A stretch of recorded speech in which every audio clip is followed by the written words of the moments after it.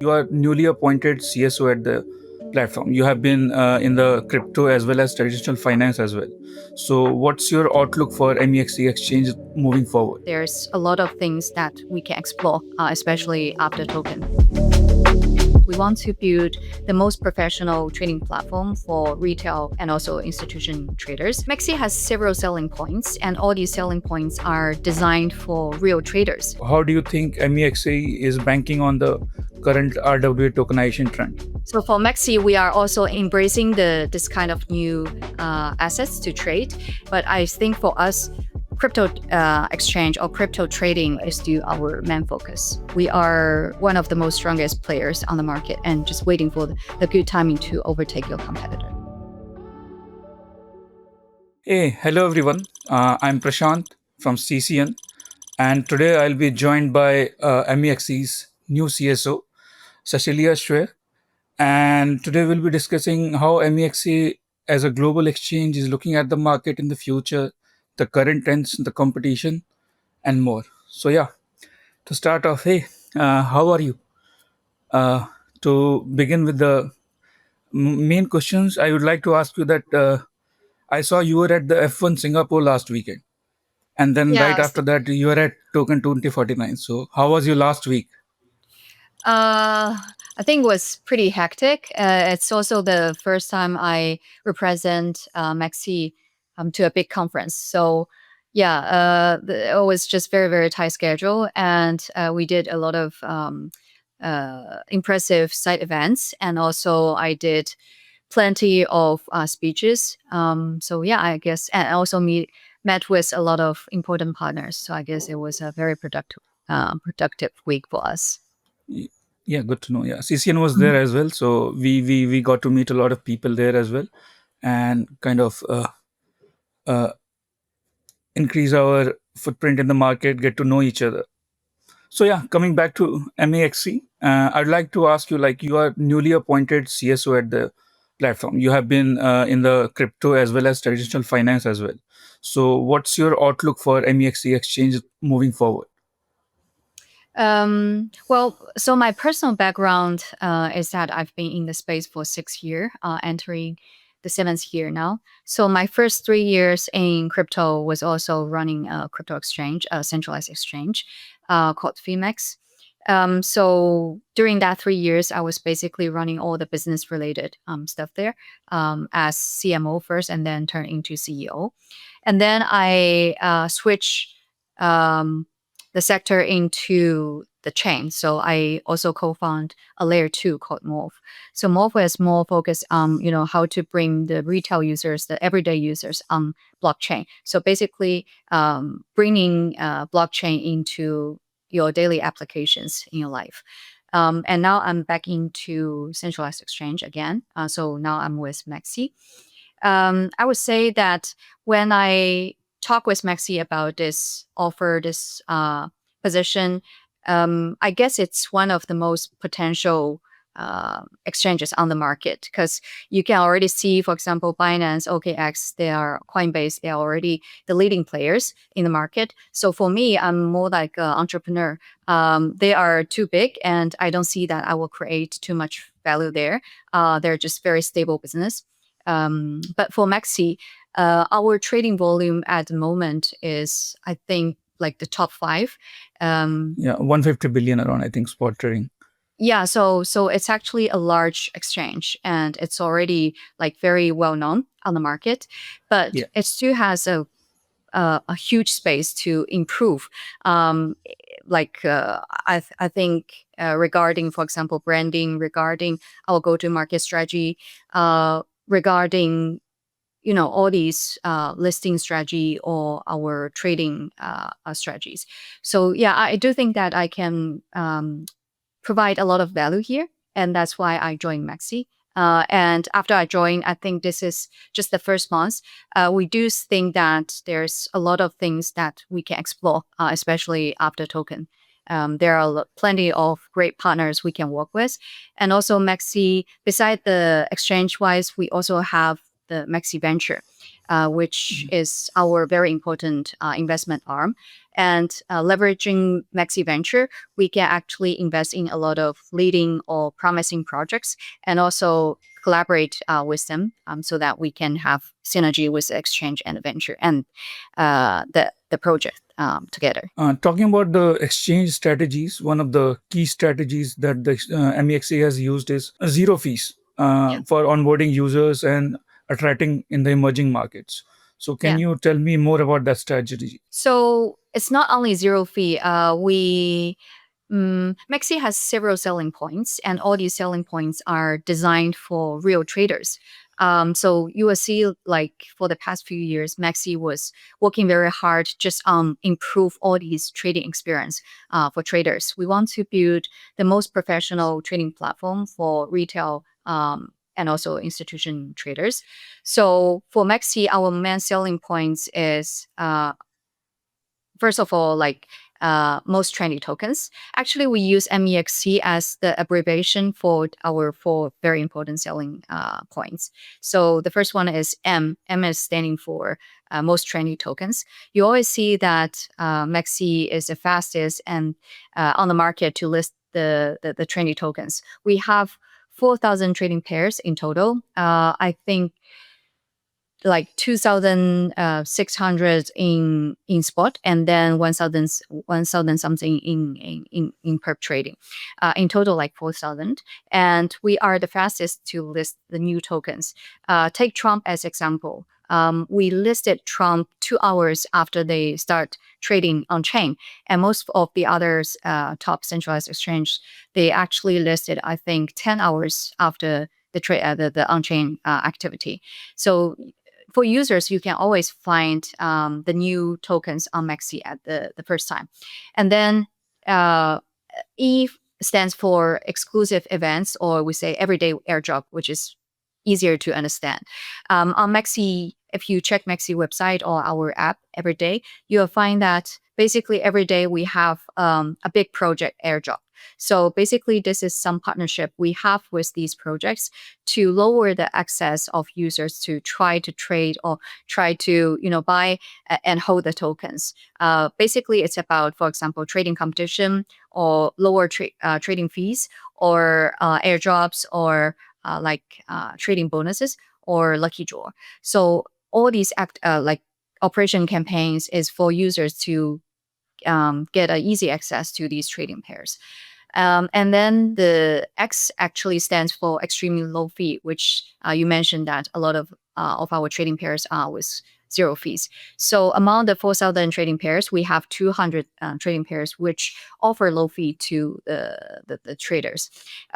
We do think that it's also a very important features that traders are looking for, because for big traders, if you really check the fee you paid to a normal exchange, actually the fee is pretty high, from I think maybe 5 bips to sometimes like even like 2%. This is, if you calculate the number, it's really, really high. It's a big cost for your trading. And also it definitely lowers your profits, right? Because sometimes for frequent trader, daily trader, your profits is maybe just several percent, and then you need to pay 1 to 2% to the trading platform, which makes no sense. So Maxi would rather to offer this zero trading fee to our users to provide them the best experience in trading. And then last but not least, C stands for comprehensive liquidity.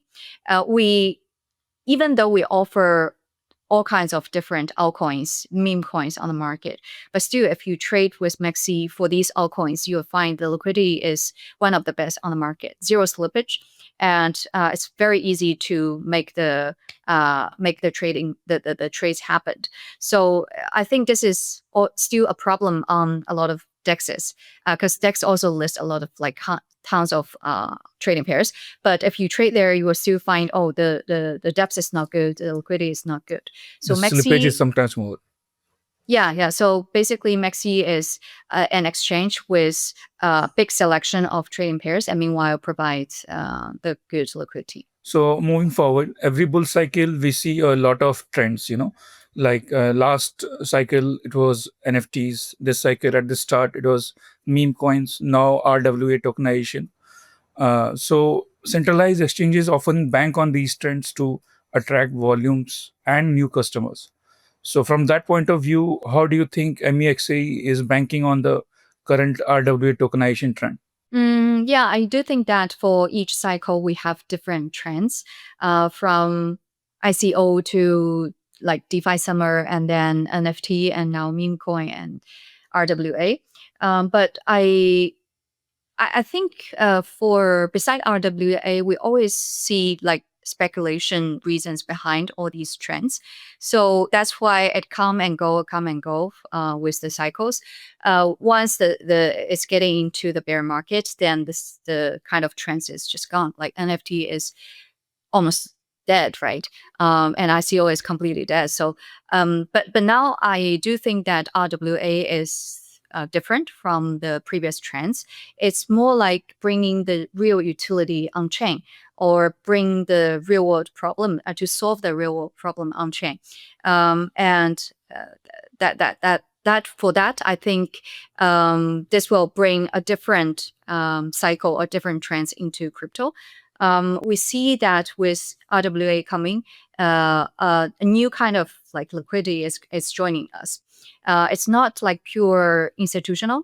It's not pure like retail liquidity, which chasing for hype or chasing for speculation.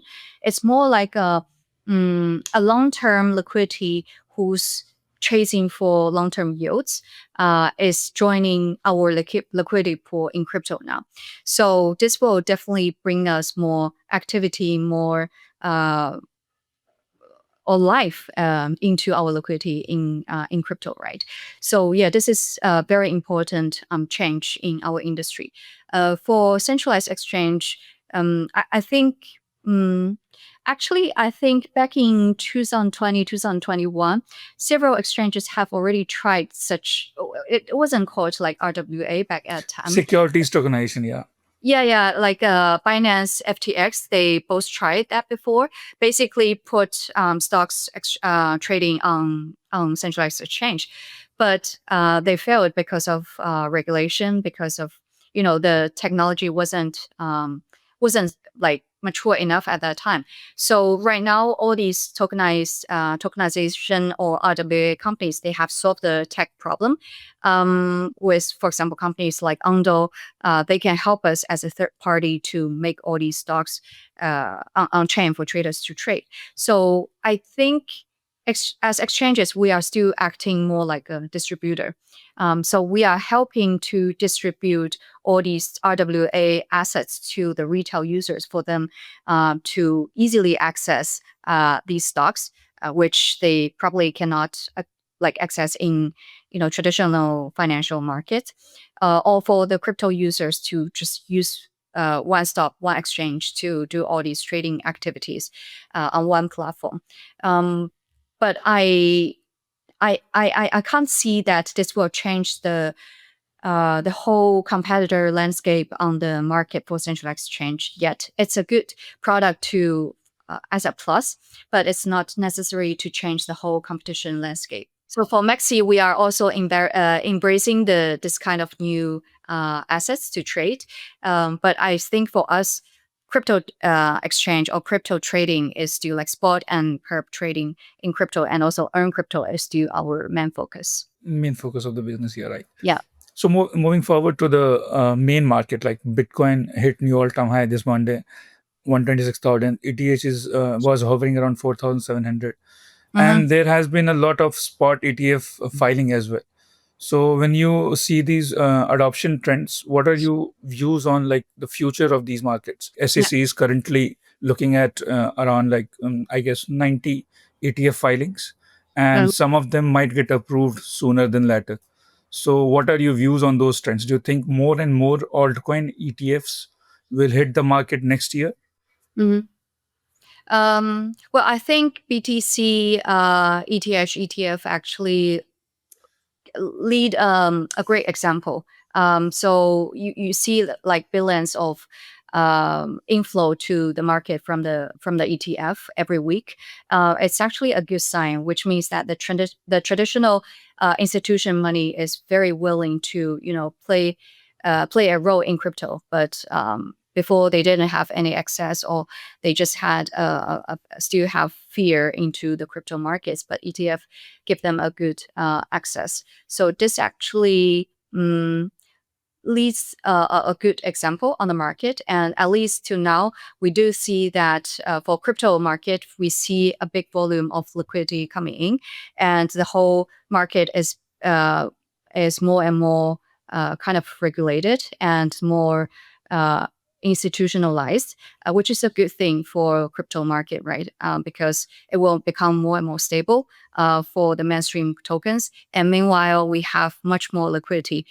So for the small retail traders and the small altcoins, you actually have much more like liquidity pool to play with, and also you will see more volatility in this kind of altcoin trading markets. So I do think it's a good thing. And from the regulation wise, I think they also want to have a test on BTC and ETH and even like SOL, the SOL token, to see if the market can accept it, if everything will go right after they have the ETF approved. But to now, I think, yeah, it's a good sign, it's a good lead for them to proceed on the other altcoin ETFs. So, talking about another trend, digital asset treasuries, right? Most companies were holding Bitcoin on their balance sheet. But in 2025, 2024, 2025, we have seen companies moving to Ethereum as well, like Sharpling and Bitmain are holding billions worth of ETH on their balance sheet. And some firms are moving to Solana as well. So, how do you view this digital asset treasury trend? Do you think it will evolve further and move towards like countries making their own treasuries, or do you see just it is limited to public companies? Mm, so you're talking about the DATs, right? I think like during token, everyone is talking about DAT. It seems like a very good an efficient way for all these projects founders to raise, or yeah, to raise on the public market. But I would say from the performance wise, what we can see is only about the Bitcoin and ETH DAT companies. They're actually doing well. And for the rest of the altcoin DAT companies, actually the performance is not very convincing at the moment. So I don't think I can tell at this moment, because crypto market is always like this. You have a trendy topic, and after several months, it's completely dead.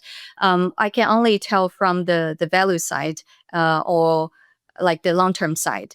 For MEXC, we don't do too much. MEXC venture side, we don't do too much DAT at the moment. We still want to, I think this is also kind of like finance. I don't want to call it. It's like a game, financial game, but it's more like sometimes for a project they are chasing for short term turn back, or they want to see an immediate result from public listing.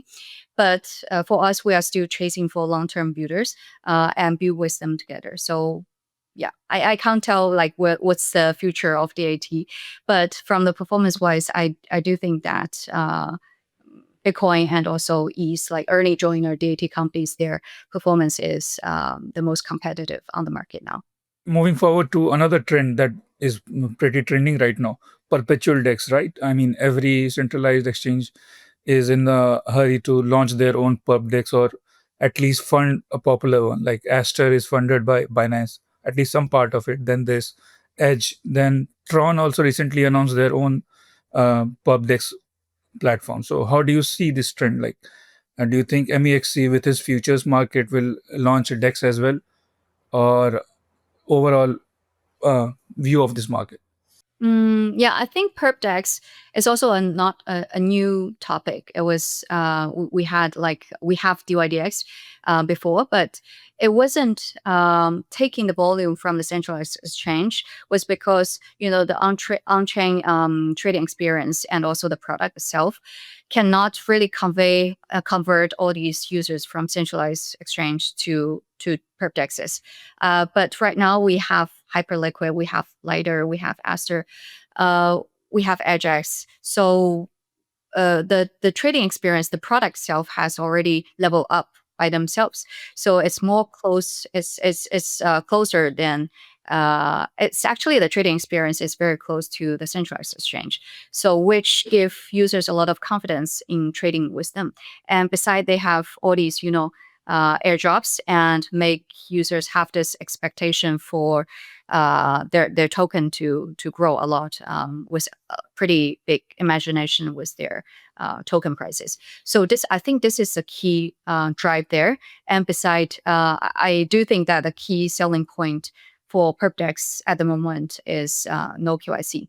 So this will attract all these users from centralized exchange to DEXs. And that's also the reason why I think they're pretty popular at the moment. And also they have like CZ to promote Aster, and also Jeff.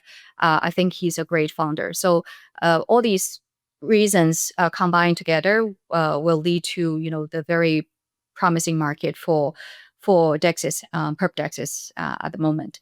And all the big centralized exchange, they are building their own perp DEXs, as you mentioned. We also see the trend.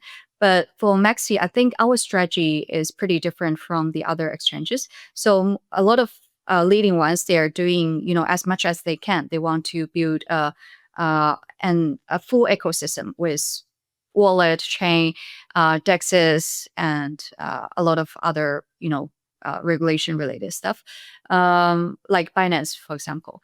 But I do think that MEXC is focusing on our strategy is basically doing less.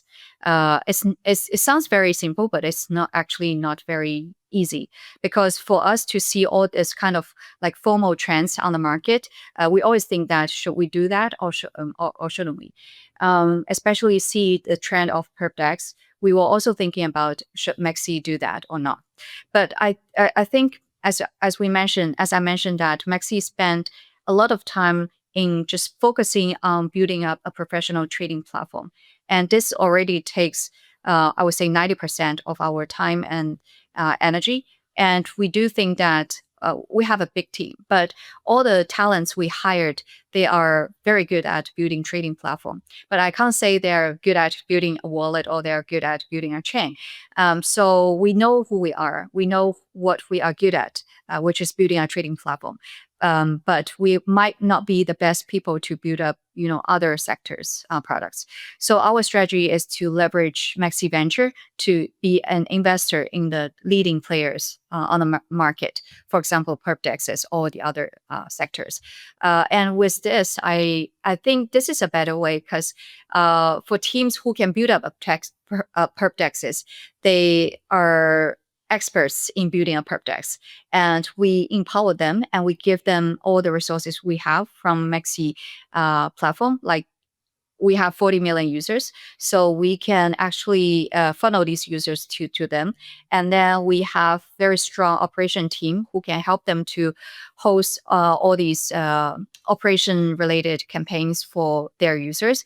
And then we also have very strong marketing exposure on the market, so we can also help them to bring them to our online and offline activities. And also we have very strong listing opportunities on MEXC. So yeah, I think this way probably fits MEXC better than instead of building a building a DEX by ourselves. Good to know that strategy, that your Mhm. core focus on is on like simple trading and offering the best you can as a trading platform. So yeah, moving Yes. forward, I want to ask you about your working experience. Like you are joining in like just you have been a CSO at MEXC for like 2.5 weeks right now. So joining For in the 4 5 weeks. 4 Yeah. weeks, my apologies, yeah, 4 weeks, yeah. So joining a platform like MEXC mid growth season, what are the key challenges that as a CSO you would be facing or tackling in the coming weeks, months, or uh, years ahead? Like there's talent wars, there's market volatility, hurdles, and regulatory challenges as well. So, how do you plan to tackle these challenges in the coming months and years? Yeah, I think first of all, from my personal side, the biggest challenge is that I was always an entrepreneur, and the biggest company I was running is about like 400 to 500 people. And Mexi Mhm. is way bigger than that. It's a like a giant organization, I would say, in crypto. So how can I fit into such organization and lead a team to move forward? Especially we are working remotely with different teams. So this is one of the personal exchange like challenge for me. And second of all, I think as you mentioned that centralized exchange has always the challenge with regulations. But I do think like for different stage of exchange life period, they have different problem to face. For example, for the leading ones like Binance, OKX, they have already been chasing by regulators for years, right? Because they are the Mhm. top ones, so they have to deal with that. For Maxi, we are gradually, facing the challenges, and we are actively dealing with the regulations in different like countries and markets. So yeah, we have very localized strategies for different markets, but the key is to follow the local regulations and to customize our product, our strategy, our go-to-market strategy, our marketing, and our position there. And we have to. This is something we have to follow, and we have to actively, adjusting ourselves. And the third one is definitely, all these leading competitors. They are very very strong. So I think you said that I went to watch the Formula One at the weekend during Token, and the tweet I posted is about all these big players. I would say we are the final round players, and within this level, everyone is actually pretty similar with each other in terms of your products, your team, your strategy. I can't tell like too much big differences, or like someone is like pretty strong and someone is not, because we are already the leading exchanges in the world, which means that every team is pretty is something. But if you want to compete to to entering the top three, or you try to win the game, then you need patience. So I do think that to make all these fundamental thing as a trading platform as strong as enough, and all these details, and like take care of every details in the daily operation, and waiting for the good timing, that you can overtake your competitors is a key. So you need to have patience, and during this time we need to make sure that we are strong enough, and every aspect of our trading platform um, don't have like any like shortages. We are one of the most strongest players on the market, and just waiting for the good timing to overtake your competitor. Yes, yeah. Yeah, I mean, good to know that. For my final question, I'd like to ask you, like, we are moving into the final quarter of 2025. So bull runs usually last for like 1 year after the Bitcoin halving. So as we move into the next year, 2026, do you see another black swan event coming like we have seen in the past in 2021, 2022? Or do you see this bull market moving forward perpetually, like in batches? I can't predict any black swan events. I couldn't also tell like FTX or Luna would happen at that time, because I personally also have put my money in Luna and also FTX. uh, but I escaped from Luna, but I didn't escape from FTX at that time. So it's hard to tell. Like no one can predict. Otherwise, everybody will just exit their money from the market now, right? So I can't predict that.